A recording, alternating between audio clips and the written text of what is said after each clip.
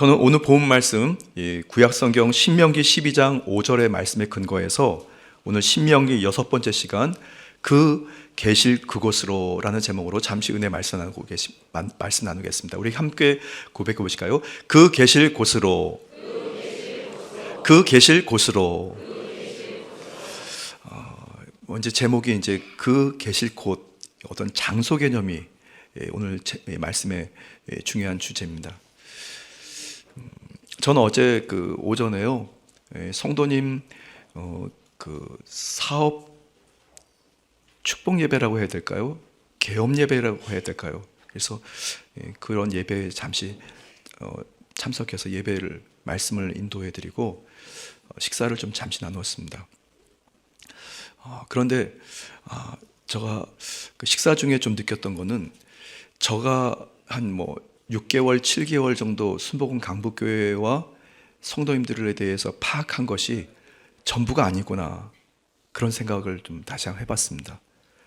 그러니까 교회가 창립된 이래 수많은 역사와 또 여러 사건, 사고들, 사고라기보다는 여러 하나님의 은혜가 있었던 과거 시간들이 있었는데요. 제가 식사하다가 식사하셨던 어느 권사님께서 그러시더라고요. 그분이 요 인근 지역에 사셨나 본데요. 이 건물, 우리 순복음 강북교회 이 건물이 처음 만들기 시작할 때, 짓기 시작할 때, 요 인근을 지나가시다가 성도님들하고 그랬대요. 저 건물이 우리 교회가 됐으면 좋겠다고 하셨대요. 그래서 제가 깜짝 놀랐어요. 모르겠습니다. 그 권사님의 그 바라봄의 법칙이 하나님의 마음을 감동하셔서 결국 이 KT 건물이었던 이 건물이 순복음 강북교회 전체 건물이 되지 않았습니까? 이게 쉬운 일이 아닌데요. 그래서 보는 그 권사님의 눈망울이 귀했구나, 그런 생각이 좀 들었습니다. 여러분들이 지금 뭘 보고 계십니까? 이일서 목사의 대머리를 보고 계십니까? 여러분들이 그 보는 눈은 귀합니다. 그래서 항상 그리스도 예수 그 주님의 그 중심으로 좋은 것을 바라보게 되길 바랍니다. 믿음으로 될 것을 바라보고 또 건강한 것을 바라보고 한 영혼 귀히 여기는 그리스도의 심정으로 그들을 바라보게 되기를 바랍니다. 그러면 여러분이 바라본 대로 그 자리에 하나님의 큰 은혜가 있게 될 줄 믿습니다. 그래서 제가 어저께 그 권사님 식사하고 그런 얘기를 나누고 나서요, 하나님, 이 순복음 강북교회가 앞으로 10,000명의 성도들이 예배를 드리게 될 텐데 그 성도들을 수용하기 위해서 필요한 게 있어요. 예를 들어서 주차장도 필요해요. 또 성도들이 아래층 위층으로 다닐 때 엘리베이터도 또 필요해요. 그래서 제가 식사를 마치고 이제 교회로 돌아오면서 주변을 이렇게 기웃기웃 바라봤습니다. 하나님께서 어디다 주차장을 세우실지. 10,000명의 성도가 주차를 해야 되니까 이게 보통 어지간한 주차장으로 안 되거든요. 그래서 제가 지난주 주일날 말씀드린 것처럼 하나님께서 작정하고 역사하시면 옆에 있는 어떤 건물을 공용 주차장으로 만들어 주셔서 주일날 그 공용 주차장을 우리가 사용하면 되지 않겠어요? 그래서 이 건물이 그 건물인가요?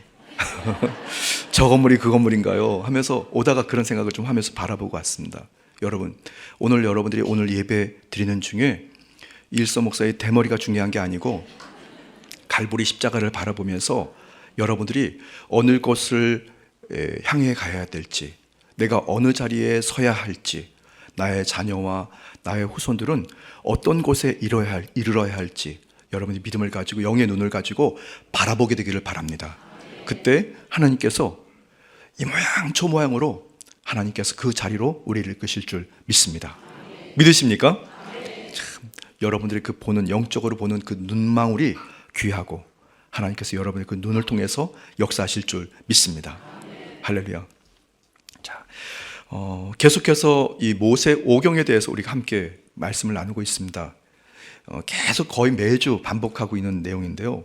이 모세 오경은 성경의 가장 이 처음 5권에 붙인 명칭이 이 모세오경입니다. 그래서 창세기, 출애굽기, 레위기, 민수기, 신명기까지. 그런데 이 모세오경 그 의미는 5개의 두루마리라고 하는 그리스어에서 유래된 말이었는데요. 히브리어로는 토라라고 합니다. 토라. 그런데 그 토라의 의미는 우리가 보통 율법이라고 알려져 있지 않습니까? 계명 이렇게 알려져 있는데 사실은 그걸 정확하게 해석하면 율법이라기보다는 좋으신 하나님의 가르침, 지침, 교훈 이렇게 우리가 이해하면 됩니다. 왜냐하면 율법 그러면 이게 뭔가 좀 그걸 꼭 지켜야만 하는 어떤 강제적인 구속력 같은 게 있어서 우리가 좀 불편하지 않습니까? 사실 그런데 이 토라는 그런 개념이 아니고 사랑의 주님께서 우리를 가르쳐 주시고 교훈해 주시고 지침해 주신 내용이 바로 이 모세오경이에요. 하나님께서 이스라엘 백성들에게 주시는 그 가르침을 나타낼 때 사용되는 특별한 단어가 바로 이 토라, 율법이라고 보통 알려져 있는데요. 창조부터 모세의 죽음까지의 히브리 백성들의 이야기를 기록한 것이 이 모세오경입니다. 그래서 이제 구약 성경 중에 모세오경 중에 이제 지금 마지막 두루마리인 신명기를 우리가 함께 말씀을 나누고 있는데요. 이 신명기는 모세의 고별 설교로 보통 내용이 다 기록되어 있습니다. 그래서 3개의 모세의 그 고별 설교가 기록되어 있고,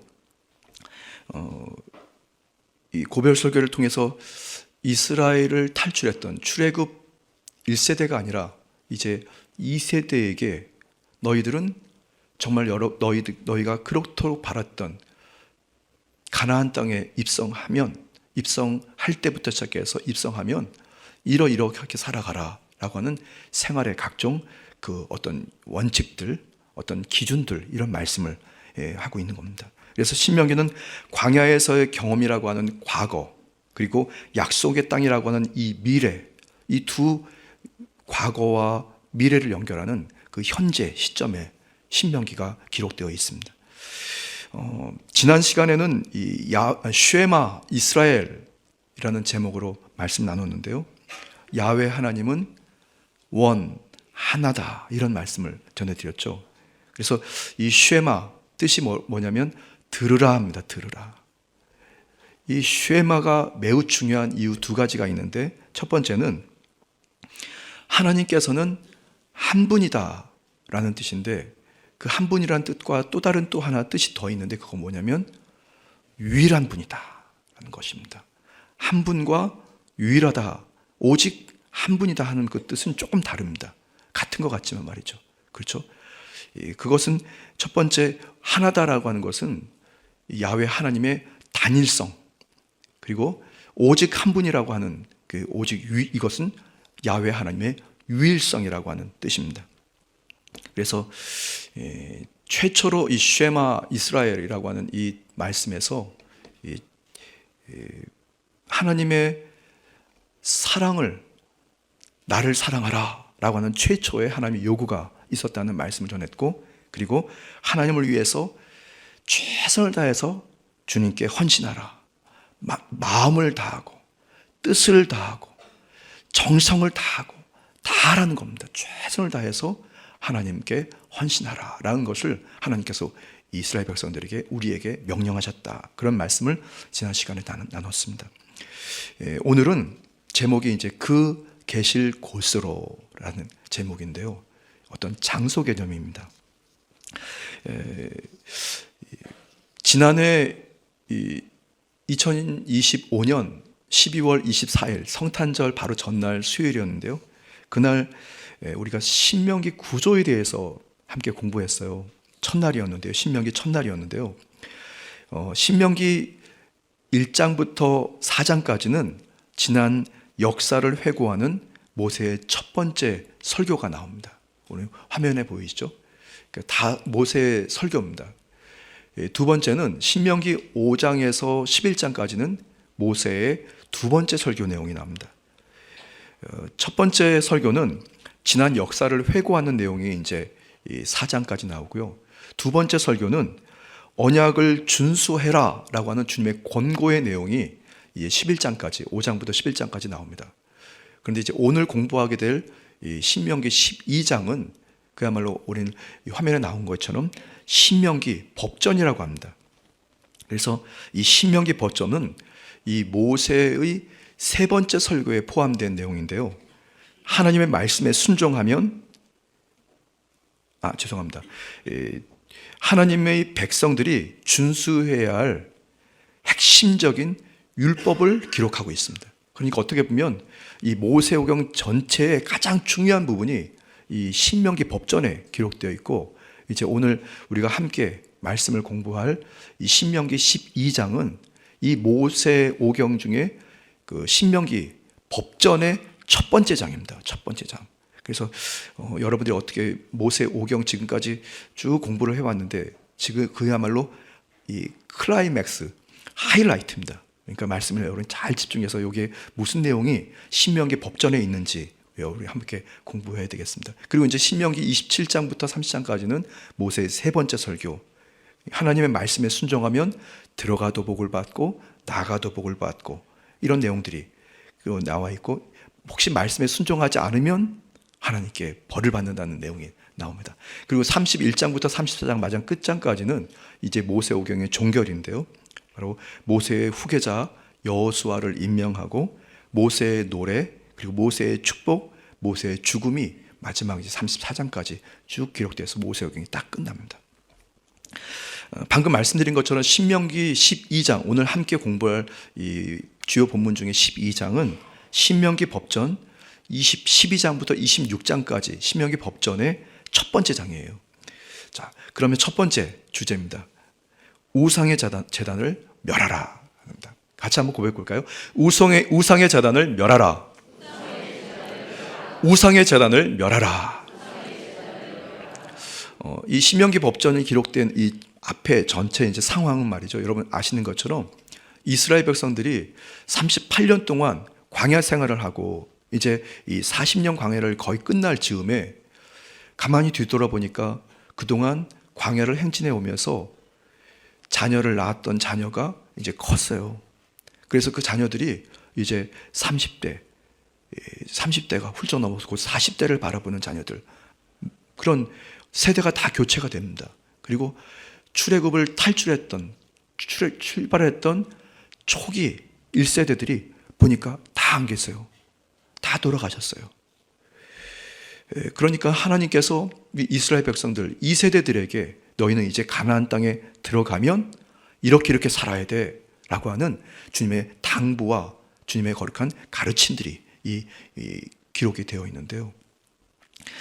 첫 번째가 뭐냐면 신명기 법전 첫 번째, 우상의 제단을 다 멸하라는 겁니다. 가나안의 단을 헐며 주상을 깨뜨리고 아세라상을 불사르고 또 그러한 신상들을 다 꺾어서 버리라는 겁니다. 완전히 초토화시키라는 겁니다. 그러니까 가나안 땅에 들어가면 거기에 원래 살고 있는 원주민들이 있는데 그 원주민들이 섬기던 각종 우상들을 존재하지 않도록 싹 정리하라는 겁니다. 신명기 12장 2절에서 3절 말씀 우리 한번 천천히 같이 읽어보겠습니다. 너희가 쫓아낼 민족들이 그들의 신들을 섬기는 곳은 높은 산이든지 작은 산이든지 푸른 나무 아래든지를 막론하고 그 모든 곳을 너희가 마땅히 파멸하며 그 제단을 헐며 주상을 깨뜨리며 아세라상을 불사르고 또 그 조각상 한 신상들을 찍어 그 이름을 그곳에서 멸하라. 아멘. 이것은 이제 하나님께서 출애굽 2세대 가나안에 곧 입성하게 될 2세대들에게 당부한 주님의 명령입니다. 그렇게 하라라고 하는 겁니다. 그 명령을 지킨 이스라엘 백성들은 그 가나안 땅을 점령하고 그것의 터를 꾸몄지만 그 말씀에 순종하지 않은 또 다른 이 족속은 말씀에 순종하지 않게 돼서 결국 그 땅을 차지하지 못하게 됩니다. 매우 중요한 겁니다. 저와 여러분들이 이 세상을 살아가는 동안에 영적으로 우리 주변에 각종 우상이 될 만한 것들은 여러분 철저하게 깨뜨려 버리고 여러분이 파멸시켜 버리기를 예수님 이름으로 축복합니다. 타협이 있어서는 안 됩니다. 지금은 그 빅데이터라고 하는 시대를 살아갑니다. 그야말로 정보의 홍수 가운데 살아갑니다. 작업 깨고 일어나서 우리 눈앞에 보이는 이 휴대폰 안에 각종 정보가 우리 눈을 통과해서, 귀를 통과해서 우리 안으로 다 들어옵니다.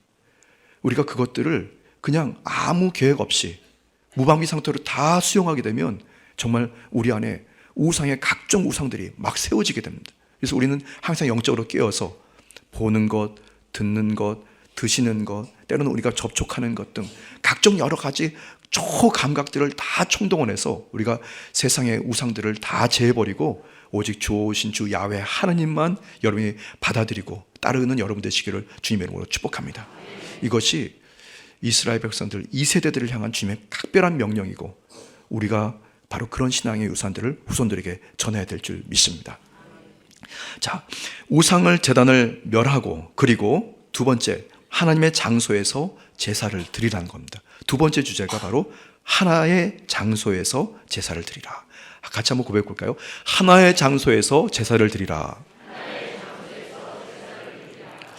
이 우상 제단을 멸하는 대신에 야훼께서 정하신, 택하신 하나의 장소에서만 제사를 드리라고 주님께서 이 신명기 12장 5절 말씀에 기록하고 있습니다. 같이 읽어보겠습니다. 오직 너희의 하나님 야훼께서 자기의 이름을 두시려고 너희 모든 지파 중에서 택하신 곳인 그 계실 곳으로 찾아 나아가서. 여기서 하나님 야훼께서 자기 이름을 두시려고 라고 하는 이 표현이 나오는데요, 이 표현은 하나님의 이름은 제사의 장소를 특징 짓는다라고 이렇게 좀 어려운 말로 좀 표현하고 싶습니다. 그 가나안 땅은 이스라엘 백성들이 이제 거기에 정착해서 집을 짓고 집에 아예 터를 근거지를 삼고 살아가게 됩니다. 그 땅 안에서 살죠. 그런데 그동안 이스라엘 백성들이 애굽을 탈출해서 이 40년 이 광야 생활을 하는 기간 동안은 자기 집이 없었어요. 그렇죠? 낮에는 구름 기둥, 밤에는 불 기둥이 움직이는 대로 그들이 보따리를 다 싸고 성막을 다 철거해서 이동한 겁니다. 하나님께서 이곳에 머물라면 거기서 이 텐트를 치고 거기서 이제 살게 됐잖아요. 이게 상황이 전혀 달라진 겁니다. 그러니까 한 장소에서 예배를 드릴 수 없는 처지가 바로 이스라엘 전 세대들이었습니다. 가는 곳이 예배드리는 장소가 됐던 거죠. 그래서 사실 출애굽기에 보면은 하나님께서는 여기에도 계시고 저기에도 계시고 여기서 성전을 짓고 예배드리고 그럼 하나님께서 거기에 계신다, 이런 말씀들이 계속해서 나옵니다. 출애굽기 당시에 명령하신 제사 예배는 그곳이 모든 것에 주님께서 계신다고 말씀하는데요, 출애굽기 20장 4절 말씀 한번 읽어보겠습니다. 내게 토단을 쌓고 그 위에 내 양과 소로 내 번제와 화목제를 드리라. 내가 내 이름을 기념하게 하는 모든 곳에서 내게 임하여 복을 주리라. 아멘. 그러니까 지금 상황이 다른 걸 여러분 이해하시죠? 여러분, 이동 중에 이 이스라엘 백성들이 그곳에 계신 곳, 그의 이름이 거하는 그곳에 주님이 실제로 계셨고, 그렇게 주님께서 이스라엘 백성들을 인도하실 뿐 아니라 보호하시고 복을 주셨다고 말씀합니다. 그런데 신명기에서 말씀하고 있는 성경 말씀에 그 곳이라는 단어가 있습니다. 그 곳은 야훼께 속한 곳이고 그곳에 야훼께서 현존하십니다. 현재 존재하십니다. 그러나 야훼께서 직접 거주하시는 것이 아니라 이름만 머물게 된다는 것을 우리는 꼭 기억해야 됩니다. 하나님께서 직접 거주하시는 것, 그리고 하나님의 이름이 머무는 것, 그 차이가 바로 이 신명기부터 시작됩니다. 하나님께서 그곳에 계시지 않는 거예요. 그래서 하나님께서는 그 정하신 한 곳에서 예배를 드리라고 이렇게 말씀합니다. 세 번째 이제 주제인데요, 이름 신학이라는 이 신학 용어가 있습니다. 한번 같이 고백해 볼까요? 이름 신학. 이름 신학. 여러분 처음 들어보시는 분도 아마 있을 것 같은데요, 신명기에서는 하나님께서는 하늘에 계시고 오직 그의 이름만이 그 한 곳 정해놓은 성소에 거하신다는 구절이 많이 나옵니다. 신명기는 이러한 이름 신학을 통해서 하나님 자신과 이 세상의 하나님의 현존을 구별하고 있습니다. 왜냐하면 이러한 표현은 하나님의 임재와 그 초월이 동시에 나타나는 신비한 존재 방식으로 우리에게, 이스라엘 백성들에게 나타나시기 때문에 그래요. 이름이 야훼 하나님의 그 이름이 거론되는 그 지점, 그런데 하나님은 하늘에 존재한다라는 겁니다. 그러니까 공간 개념을 뛰어넘는 거죠.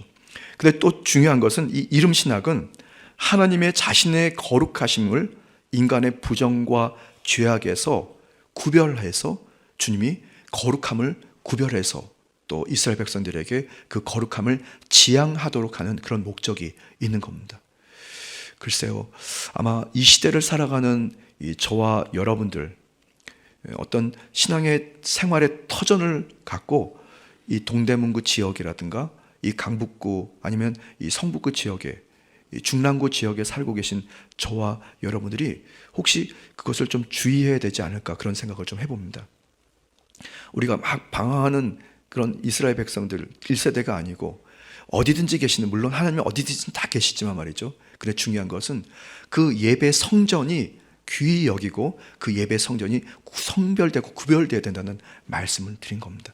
서두에 말씀드린 것처럼요, 그 어느 권사님께서 이 지역을 지나가시다가 아유, 저 짓고 있는 저 건물이 우리 교회가 됐으면 좋겠다 하시면서, 왠지 좀 신건물이고 높이 지어진다고 하니까 아마 그런 생각을 하신 것 같아요. 그런데 아마 그런 바라봄을 하나님께서 그렇게 정해놓지 않으셨을까? 저는 그런 생각을 좀 해봤습니다.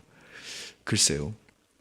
자, 저와 여러분들이 주님의 그 임재와 주님의 그 이름, 주 야훼 하나님의 그 이름을, 성호를 기억하시면서 여러분들이 하나님이 기뻐하시는 영적인 눈으로 매일매일 하나님께 제사드리고 주님과 깊은 교제가 넘치게 되기를 주님의 이름으로 축복합니다. 자, 네 번째 주제입니다. 예배 성소의 단일화라는 겁니다. 함께 고백해 볼까요? 예배 성소의 단일화.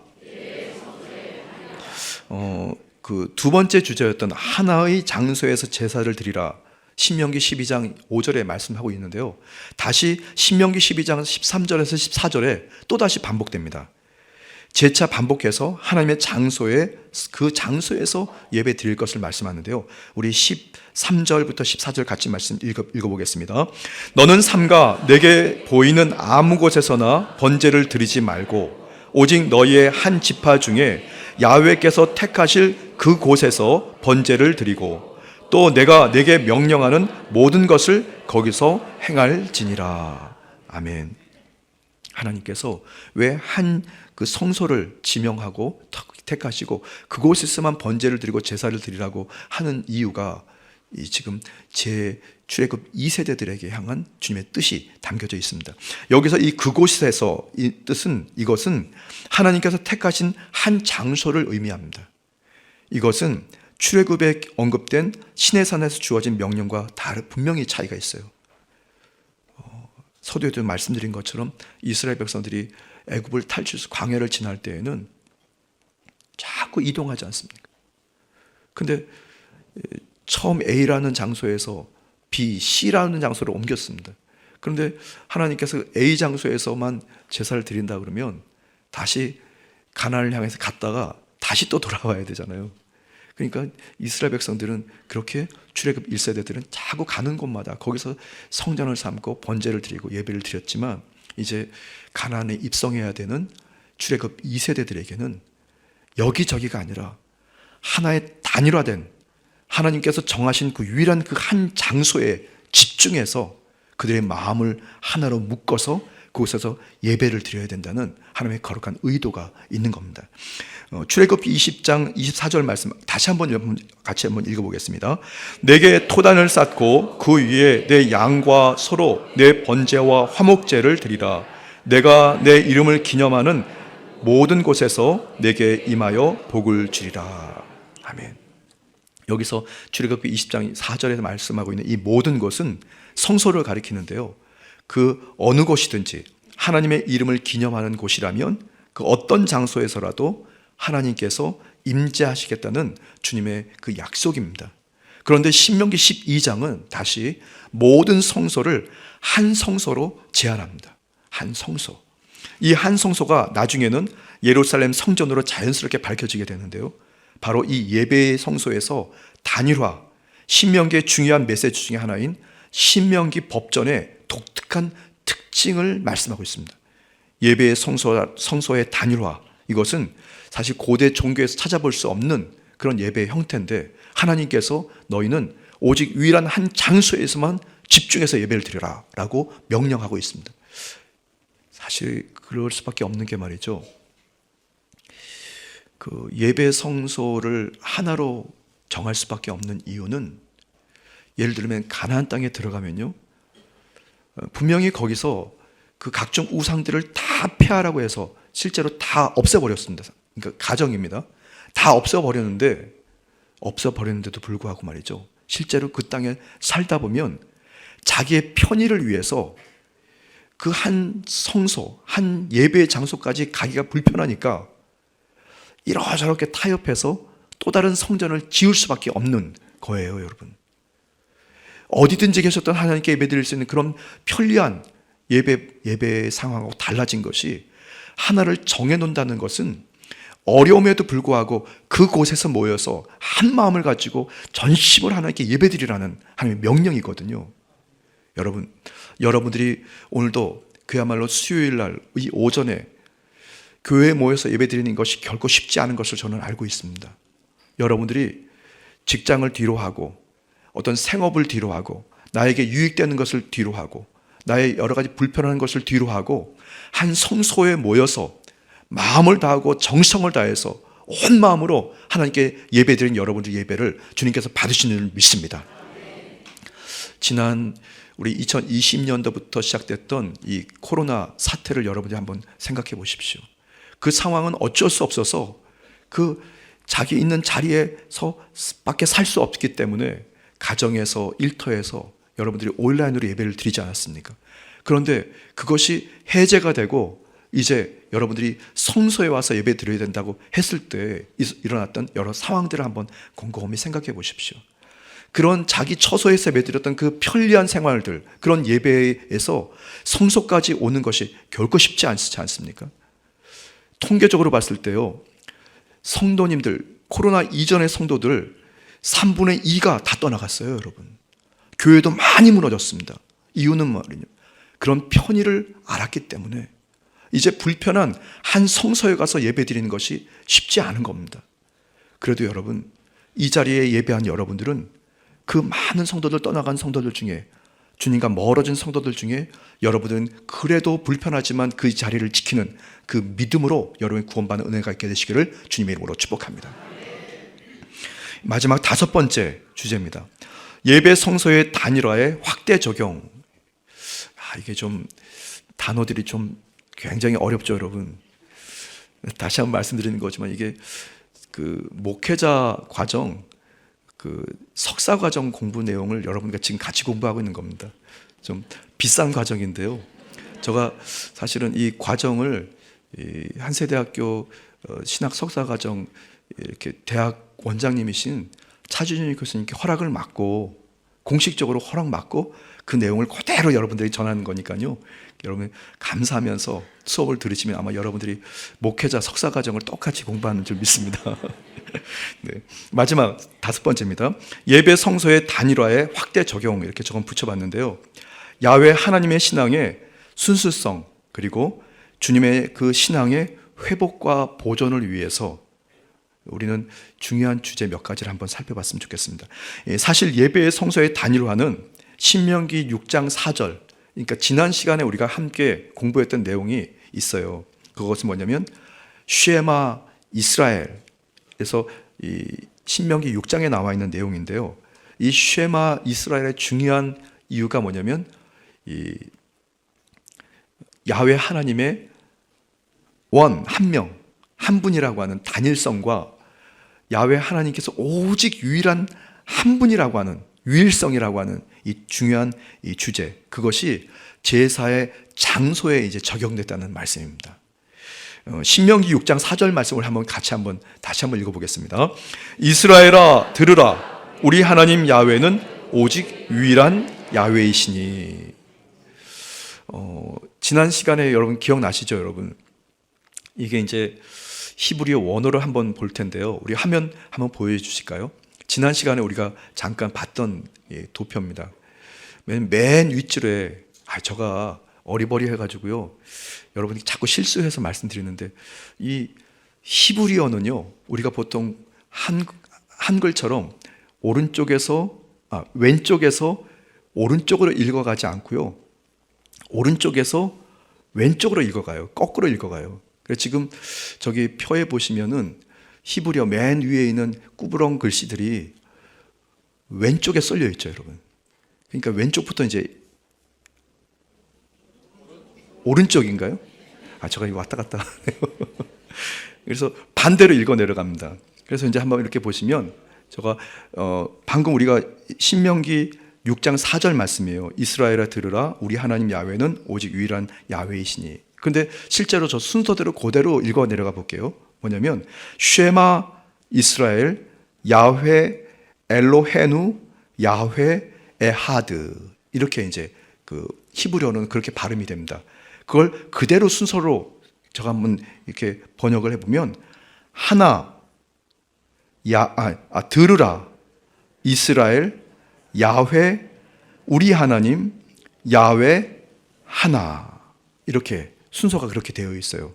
그런데요, 이것을 아까 야훼 하나님의 단일성과 유일성에 대해서 말씀드렸죠, 지난 시간에요.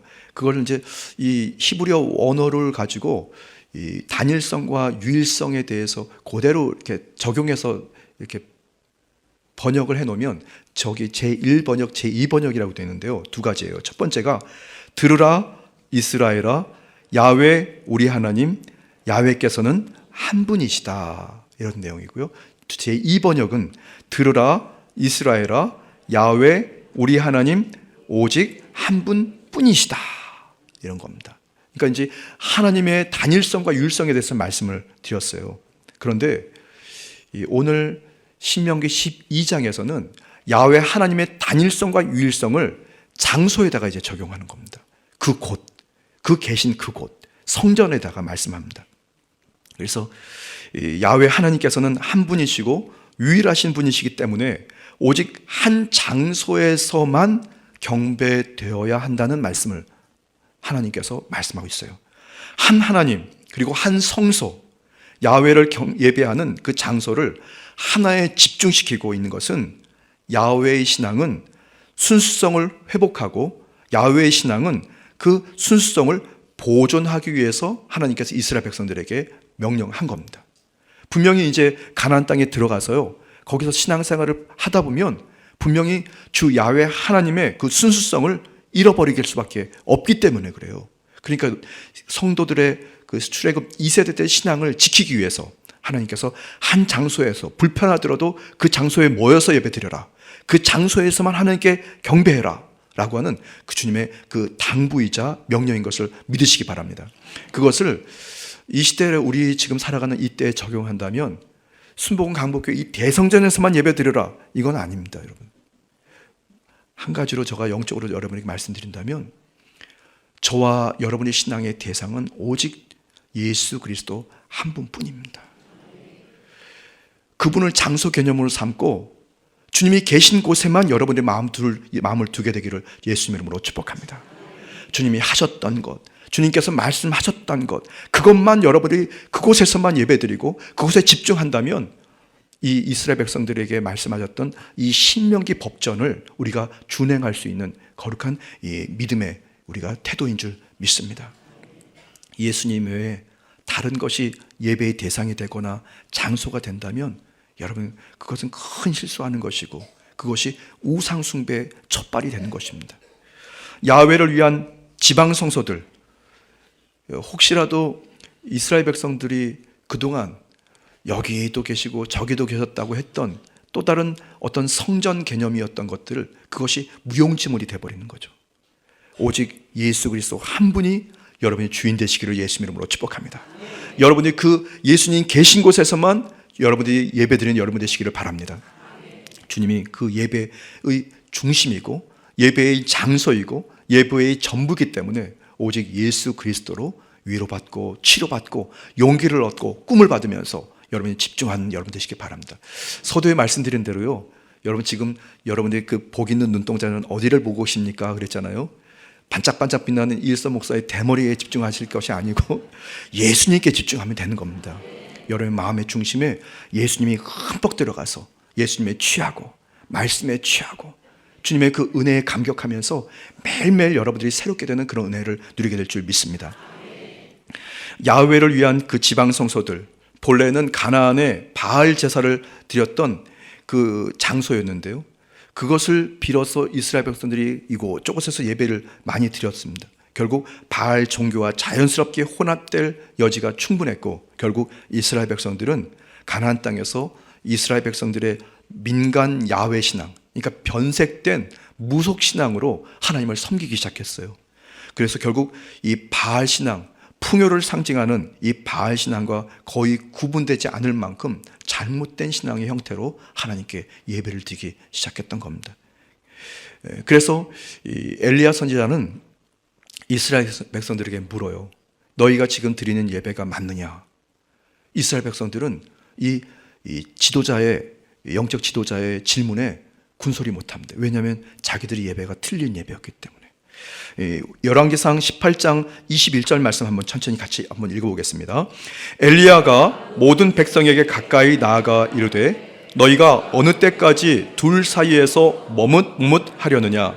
야훼가 만일 하나님이면 그를 따르고 바알이 만일 하나님이면 그를 따를지니라 하니 백성이 말 한마디도 대답하지 아니하는지라. 아멘. 사람은 말이죠, 영적인 존재이기 때문에 본인이 잘못 주를 섬기거나 때로는 불신에 대해서 사실은 자기가 죄를 짓고 있는 사실을 사실은 알고 있습니다. 그래서 엘리야 선지자가 이스라엘 백성들 모두에게 말씀합니다. 너희가 정말 야훼를 따르고 있느냐? 그랬더니 아무도 나는 주님 따르고 있어요, 항변하지 못한다고 성경에 기록되어 있지 않습니까? 우리는 영적으로 깨어서 나의 신앙을 항상 살펴야 됩니다.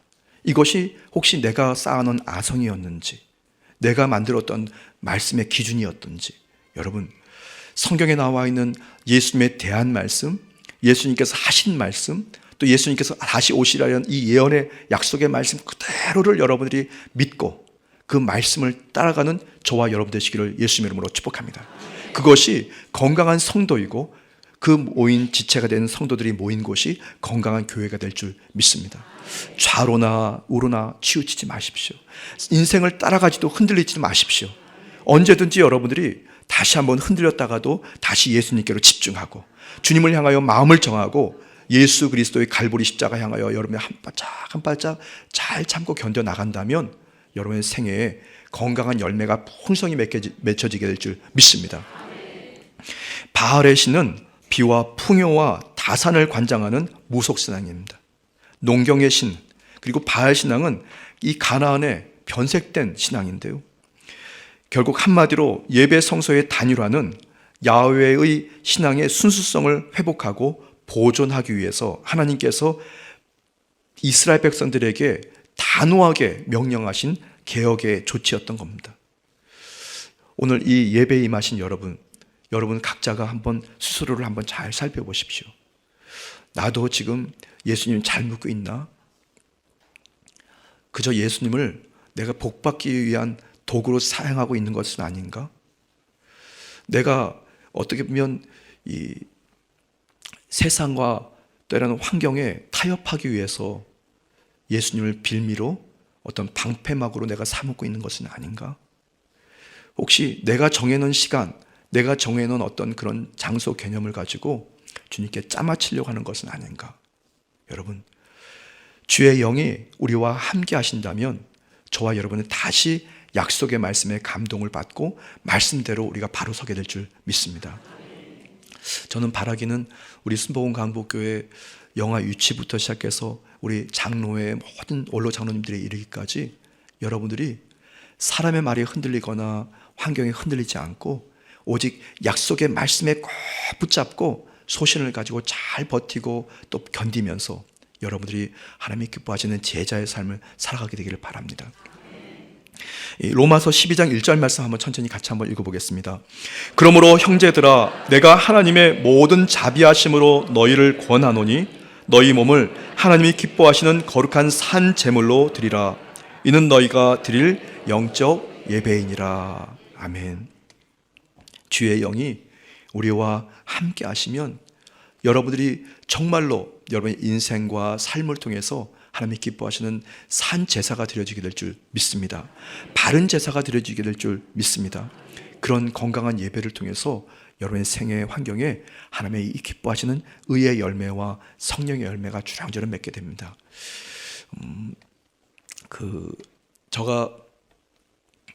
오늘은 제가 좀 작정하고 좀 설교를 좀 길게 하려고 마음 먹었습니다. 조금만 참으세요. 이제 다 끝났습니다. 중국에 있을 때인데요. 그게 2017년도였어요.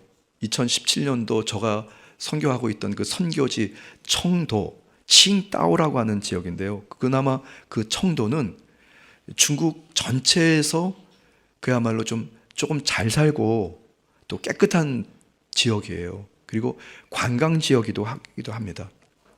그런데 그 청도에서 중국과 관련된 8개국, 거의 다 공산주의 국가들이었습니다. 8개국 정상회의가 있었어요.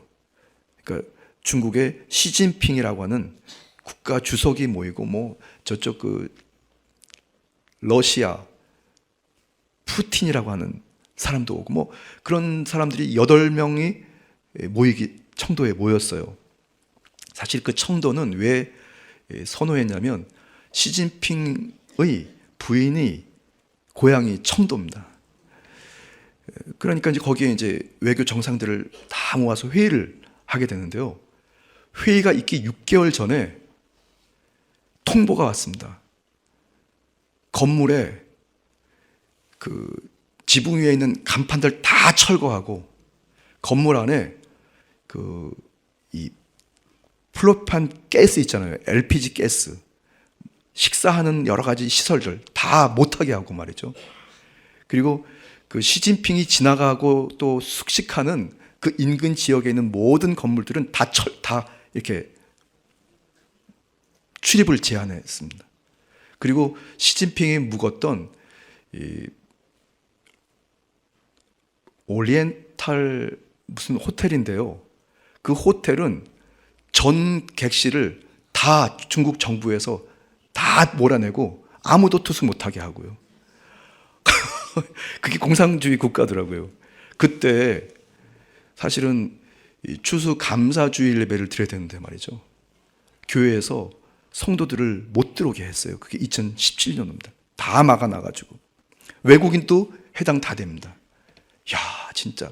그러더니 6개월 전부터 시작을 하는데 거의 매일 자동차가 지나가야 되는 그 도로변에 장갑차가 지나갑니다. 탱크도 지나갑니다. 그러니까 위협하는 거예요. 국민들을. 땅이 진동하는데 보니까 큰 장갑차가 어마어마한 장갑차들이 떼져서 지나갑니다. 근데 제가 그때 주일 예배를 드려야 되고 예배를 준비하고 있다가 제가 그 통보를 받고 한 몇 달 정도 예배를 못 드려야 되는 그런 상황을 듣고 진짜 이게 말이 되냐. 하나님이 보시면 이 나라를 어떻게 하실 건가. 정말 심각했습니다, 여러분. 대통령이 그 지역에 온다고 사람들을 그렇게 통제하는 거예요. 그리고 무슨 묵었던 그 호텔 주변에 있는 사람들에게 한 사람당 1만 유엔이라고 그래가지고 한국 돈으로는 글쎄요 얼마인지 모르겠습니다. 하여튼 그 집을 떠나서 딴 곳에 살도록 다 이주를 시키고요. 진짜 대단하지 않습니까? 제가 왜 말씀드리면 여러분 우리가 주 야훼 하나님께 모여서 예배 드릴 수 있다는 이 사실이 너무 행복한 겁니다, 여러분. 그게 지금 현실로 지금 그렇게 가까운 중국에서 그렇게 하고 있어요, 여러분. 자기들이 어떤 모임이 있다 그래가지고 예배 불가, 사업 불가, 생활 불가 다 쫓아내고 말이죠. 참. 여러분의 주의 영과 함께 하나님께 예배 드릴 수 있는 것 감사하고 십자가 바라보고 여러분 한데 모여서 여러분들이 함께 교제할 수 있는 것 너무 감사한 것을 믿으시기 바랍니다. 마지막으로 에베소서 4장 4절 말씀 우리 같이 읽고 마치겠습니다. 몸이 하나요 성령도 한 분이시니 이와 같이 너희가 한 부르심의 한 소망 안에서 부르심을 받았느니라. 아멘. 오늘 이 자리에 하나 만드시는 예수 그리스도의 영이신 성령님께서 우리와 함께 하십니다. 여러분, 주님과 깊은 영적 교제와 회복을 통해서 주님께서 이스라엘 백성들 2세들에게 명령했던 너희는 한 곳에서 유일한 분, 단 한 분이신 주님께 예배하라는 그 약속의 말씀을 여러분이 집중해서 오직 예수님께 집중하고 하나님의 기뻐하시는 열매들이 많이 맺혀지는 우리 순복음 강북교회 성도들 되시기를 주님의 이름으로 축복합니다. 주님의 이름으로 축복합니다. 기도드리겠습니다. 참으로 좋으신 주 야훼 하나님, 몸이 하나요 성령도 한 분이시니 이와 같이 너희가 한 부르심의 한 소망 안에서 부르심을 받았느니라. 바울 사도를 통해 한 성소에, 한 교회에 한 분이신 성령님의 도움을 받아 한 분 예수 그리스도에게 예배드리게 하신 주님 감사합니다. 사랑하는 성도들, 오늘도 갖가지 생활의 문제, 때로는 영적인 문제, 건강의 문제, 물질의 문제, 자녀와 부모님의 문제, 여러 인간의 관계의 문제 등 문제를 가지고 성소에 와 주님 앞에 산 제사를 드립니다. 아버지, 저희를 만나주시고 저희 예배를 흠양해 주시되 주님과 깊은 영적 교제와 소통으로 회복되고 다시 새로워지는 역사 있도록 인도하여 주옵소서. 주의 영이 이 자리에 함께 하심을 감사드리며 예수님의 이름으로 축복하며 기도드렸습니다. 아멘.